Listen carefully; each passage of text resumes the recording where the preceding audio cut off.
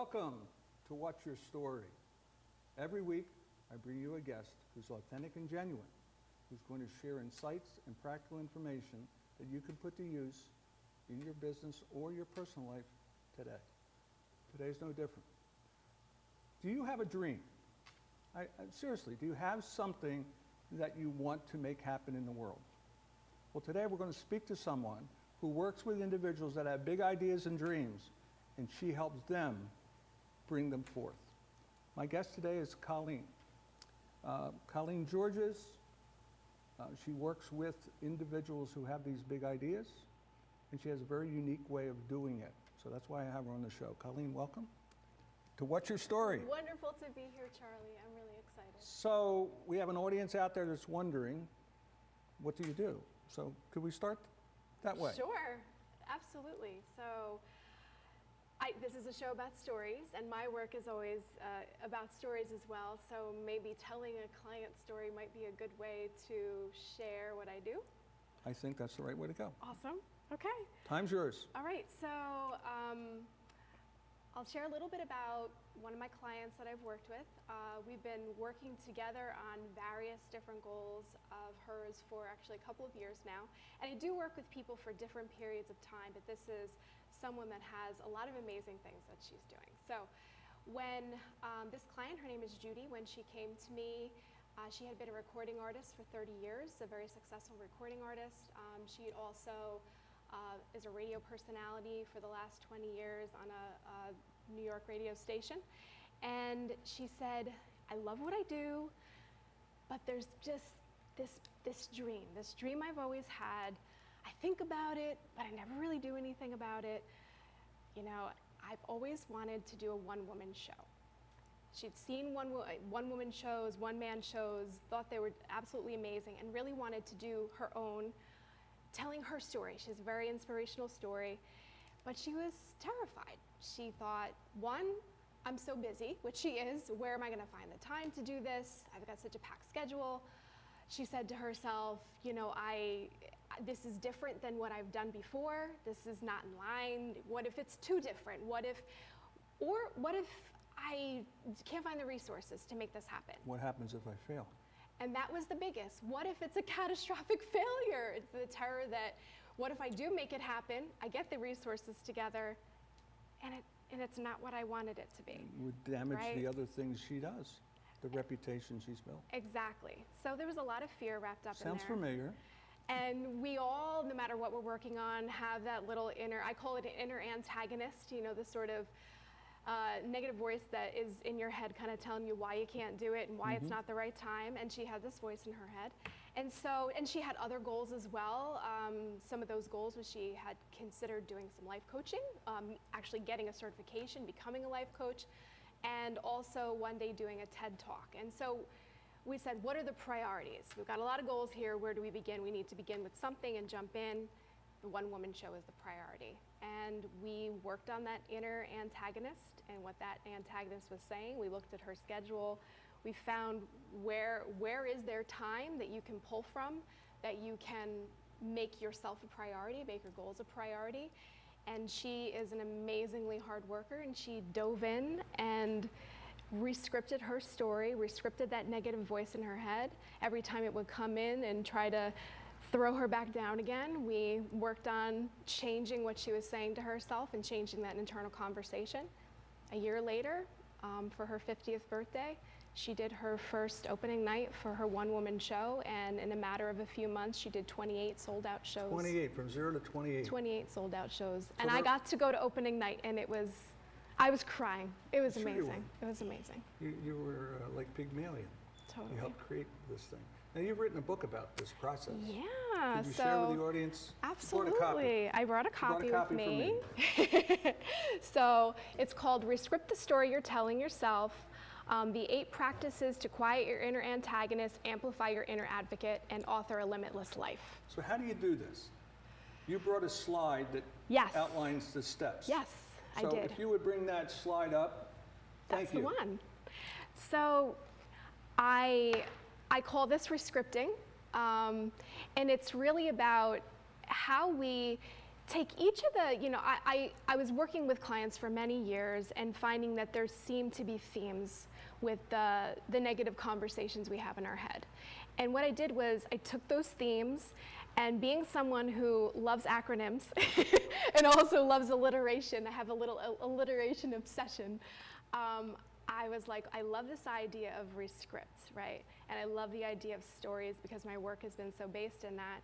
And I created an acronym that's basically practices for how we quiet this nasty voice in our head and find the voice within us that's often a lot quieter, that is the one that's your advocate, your ride or die, the one that's gonna push you, empower you. How do you amplify that voice and change the way that you talk to yourself so that you can go after what you want? So which of these would apply to Judy? Well, in the book, I wrote, in each chapter, I share a story of people that I've worked with, and Judy's story is shared in the Engage chapter, Engage Your Growth Goals, although we did work on probably a lot of these different areas where we work together, but this engaging your goals and really, that thing inside of us that says, I'm scared, what if it doesn't work out? No, I'll just run away. I'll just evade these goals and I'll just back off. And I think so many of us do that to ourselves. We have things we want to do and we say, there's a million different reasons why I shouldn't do this, and we just say, forget it. Yeah. It's in the work that I do with people, that's very, very common. There used to be an advertisement, a mind is a terrible thing to waste. Right. And we could just substitute the word dream. Yep. Because the fulfillment of dreams creates opportunity for other people. Right. Just not Very ourselves. true. So, can you describe types of people that really benefit from the work you do? Who are they? Yeah. So Did you bring a slide for that? I did. There it is. Okay, great. And so, these are examples of people that I work with, and I, sort of say perfectionists, people pleasers, warriors, catastrophizers, but I group them into what I call self-blamers, right? So to me, there are people who look within and say, I have the answers, and hence when I think I'm not doing well, I think I'm failing and I'm bad, and I criticize myself and I beat myself up, right? I'd call these people self-blamers. But the great thing in how I feel about working with self-blamers is that they're already looking within for the answers, so they're often going to look within to find solutions. If they think that they're responsible for what's not going right, they're also going to be able to do the work and be empowered to do the work to do what will help them move in the direction they want to go in. What about the other side of the equation, those that are blaming others? Yes. So there's the flip side. The other group of people I call other blamers, whereas we're looking at the outside world as, it's my boss's fault, it's my mother's fault, it's my spouse's fault, it's the world's fault, it's everybody's fault. And I want to say, I think it's really important to say that there's always times in life where cards get stacked against us. It's not to say I think that some people are more fortunate than others. Some people come into this life with more resources than others do. Some people experience more trauma in their life than others do. So it's not to say that nothing in the world and other people don't impact us. That's crazy. Of course they do. But it's that how important it is when you've got situations in life that may be stacked against you, how we have to be able to pull from what is important within us and pull from that self-advocacy, not only for yourself, but because if you can be your own advocate, you're more likely to be a force of good in the world and change the things that have upset you about life and other things. I think it's not just about you, it's how you then muster that to take your gifts and give them to the world. Yeah, we always worry about how other people see us, perceive us, and we have to break through that. And it seems to me that you do this. Now, you haven't been doing this your whole life, but No. Can you give us a little sense of when you pivoted in your career to really focus on this? Yeah, so I started my business as a part-time venture in 2008, and it became a full-time venture in 2010. What I did prior to that was I worked in higher education for 13 years, doing advising, counseling, career counseling with college students. And I love that work. And there was a time in 2008 where I had been writing resumes for people, and I know you're in this line of work. I've been writing resumes for people for many, many years as like a hobby. You know, some people knit, some people ski. I was writing resumes as a hobby. So I turned this into a business in 2008. My son was born in 2009. I missed doing this work. 2010, I said, I'm gonna leave this full-time job and make my passion a full-time reality. And that gave me more time with my son. And it allowed me to do what I love and work with people in the community doing what I love to do. Thank you for sharing that. And we're going to have to take a break. We need to hear from our sponsors. When we come back, we'll pick up where we left off because I know there's more you want to share. Absolutely, thank you. A few words from our sponsors. Stay there. We'll see you in a few minutes. Thank you.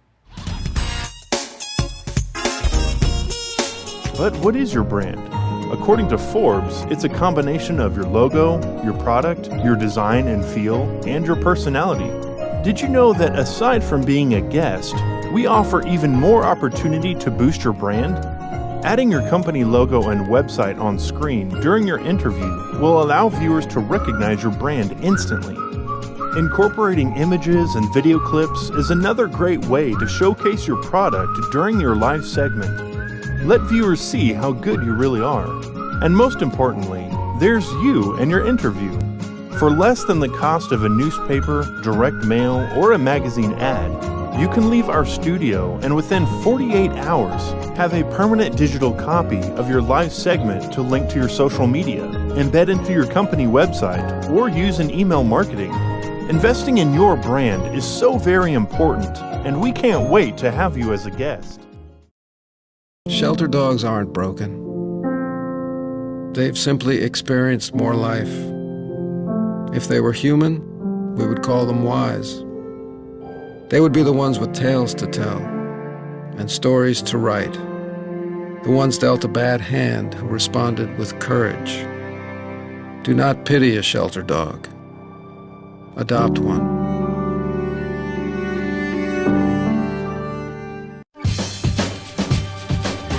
Say we've got grit, and we'll take it as a compliment. Because it's our uncommon drive, our spark within, that brings us together and sets us apart. We are temple made. And when others take shortcuts, when others take breaks, when others take the easy way, we take charge. Add us on social media to watch bloopers, behind-the-scenes footage, previews, and more.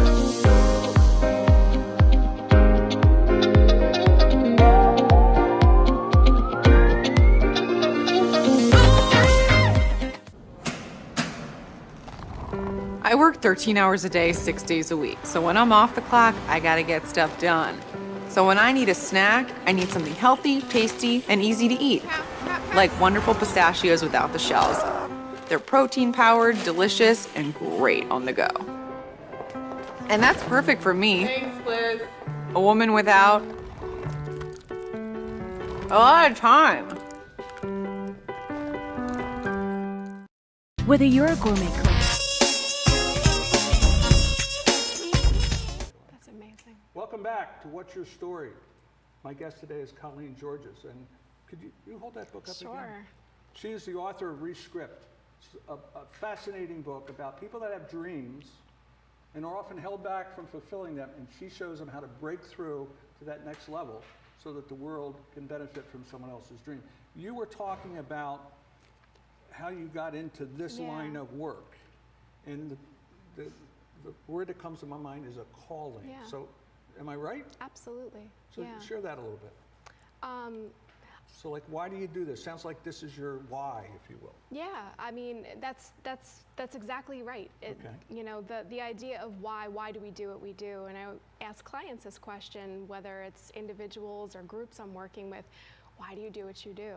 And for me, doing this work is something I've felt truly called to do. Like, it's almost like the opportunities come to you and you have to engage them, and the doors open, and you know they're ones that you're meant to walk through. So I think for me, The why or the purpose is feeling like I naturally see the good in other people. It's easier for me to see the good in people than the opposite of that. So the ability to work with individuals or teams to help them see their strengths, to help them really savor their accomplishments and acknowledge their accomplishments, to help them determine what they love to do, what they're passionate about, what engages them, what they lose track of time doing because it's that enjoyable, and their purpose, you know, their mission, you know, what is it that brings you a sense of meaning, you know, when you're doing this work, whatever it is, or working on this project, that you feel like you're part of something bigger, that you're doing what you're meant to do, what you're here for. And to be able to help people find that and see that in themselves, and then to give that to the world, and to help them not only see the good in themselves, but see the good in their lives, what's around them, and the good in others, and the good in life overall. So can you share with us the kind of outcomes Sure. that come from people working with you? You brought a slide. Yes. Would you bring up that slide? Coaching outcome. Would Yeah. you, now there's too many to talk about. but Sure. maybe one or two, could you share a story with us? Absolutely, absolutely. So these are all things that I work towards with my clients, and it's different depending on the person, but overall, I think of gratitude and strengths being a big piece of important outcomes that are a part of the work that I do. So, so for instance, strengths. How important it is for us to, I think a lot of us, we've got a lot going on. We live on autopilot. Right. We may not even know what we're great at, right? And to really dig and think, what do I do really well? What do people come to me for? What am I like the guru of? What am I just really great at? I think also that we're taught not to focus on that that's like bragging, it's not a good thing, don't be egotistical, right? So working with clients to be intentional about discovering your strengths and using them to do important things in the world. I think of a group I worked with where we focus specifically on identifying your strengths and using each of those strengths every day to serve other people, right? And someone shared a story that I worked with, and one of his top strengths was kindness, and it was winter time, and he saw there was a big snowstorm, and there was a woman trying to dig out her car, and he said, you know what, okay, I'm gonna do my homework assignment for Dr. Georges, and I'm gonna use my kindness strength to help this person dig out her car. And in an hour, people saw him, and another person comes in and starts helping, and another person. It was the most amazing story when he shared this with me, how an hour later, there was a parking lot full of people helping other people. But I think that's what it's all about. How when we use what we're great at to serve and to do good in the world, it inspires other people. Well, I would imagine that he got validation that this strength called kindness, which doesn't at first blush have the oomph that Right. others' strengths may Right. have, like analytical or statistical, whatever. All of a sudden he sees this people coming together for a common cause. Chances are he'll do something kind for another group, and it will Yeah. spread. Yeah. And he shared that he kept this practice up, which is pretty cool. There's a lot of talk about value proposition, that if your clients, I imagine, are investing in themselves with you. Right. So they're going through their heads saying, well, what's going to be my return on investment? What's my value? Right. So what is that for you? What's the value proposition of this work? I feel like for me, the most important thing, when we set our goals, if we can get to the point where we figured out this is what I want to do, okay, these are the areas of my life that I have these particular goals for this area of my life and this area of my life, that if we get to the place where we're able to make a to-do list and find the time and put it in your calendar and get started and get moving, a lot of times we hear people say, yeah, I did really good for 2 weeks and then I fell off. And for me, the value proposition is when I work with people, it's not just about let's goal set, let's figure out what you want and goal set and get it in your calendar and do it and celebrate. That's part of it. But the biggest underlying piece is that rescripting, that every time you've got that inner antagonist voice in your head that comes in and says, oh, this is too hard. Oh, you don't got time for this. Oh, you messed up yesterday, so you can't get back on the treadmill tomorrow. Or, you know, this job search is, you know, re-careering is too difficult at 55. You know, I can't do this. When that antagonist comes in and tries to stop you, that's a value proposition, is that it's teaching clients to be their own advocates instead of shut themselves down. So anytime when I'm not working with them anymore, they've retrained their mind to be an advocate instead of an antagonist. I remember Pogo. It was a cartoon strip many, many years ago. And there was one that said, we've met the enemy and they is us. Yeah. So what role do you play with your client? Just not one, I'm sure there's multiple. Yeah. And you brought a slide that yeah. sort of summarizes it. Would you bring up the next slide, please? Thank you. There it is. So walk us through this graphic and explain it to us. Yeah.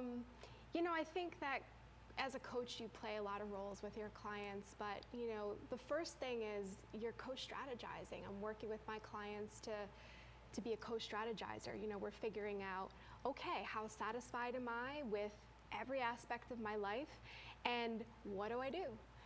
A question I often ask my clients is, if you rated your relationships as a 5 out of 10, what's one thing that you could do immediately that would take you from a 5 to a 6? And so we're co-strategizing, we're brainstorming together, and then we're jumping into action. So the next piece is being an accountability partner.